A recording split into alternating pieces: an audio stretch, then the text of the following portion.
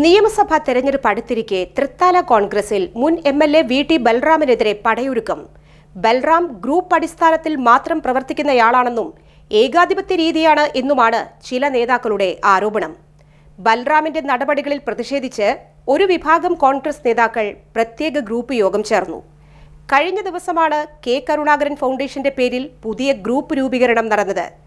DCC ഭാരവാഹികൾ, youth Congress സംസ്ഥാന ഭാരവാഹികൾ ഉൾപ്പെടെ 30-ലധികം നേതാക്കളുടെ നേതൃത്വത്തിലായിരുന്നു യോഗം ചേർന്നത്. യോഗത്തിൽ ബൽറാമിനെതിരെ രൂക്ഷ വിമർശനമാണ് ഉണ്ടായത്. പാർട്ടി പ്രവർത്തകരെ വിശ്വാസത്തിലെടുക്കാത്ത ബൽറാമിന്റെ ഏകാധിപത്യ രീതി അംഗീകരിക്കാൻ കഴിയില്ലെന്ന് ഗ്രൂപ്പ് യോഗത്തിൽ വിമർശനമുണ്ടായി. തദ്ദേശ തെരഞ്ഞെടുപ്പിൽ ഏകാധിപത്യ രീതിയിലായിരുന്നു ബൽറാം പ്രവർത്തിച്ചിരുന്നത് എന്നും വിമർശനമുണ്ടായി. സ്ഥാനാർത്ഥി നിർണയത്തിലും പഞ്ചായത്ത് പ്രസിഡന്റുമാരെ നിയമിക്കുന്നതിലും ബൽറാമിന്റെ ഇടപെടലുകളുണ്ടായി. പ്രവർത്തകരെ പുറത്താക്കുകയും അവരെ തിരിച്ചെടുക്കരുത് എന്നും ബൽറാം വാശി പിടിച്ചതായും വിമർശനമുണ്ടായി. കഴിഞ്ഞ നിയമസഭാ തെരഞ്ഞെടുപ്പിൽ തൃത്താല കോൺഗ്രസിലെ ഗ്രൂപ്പ് തർക്കമായിരുന്നു ബൽറാമിന്റെ തോൽവിക്ക് വഴിയൊരുക്കിയത്.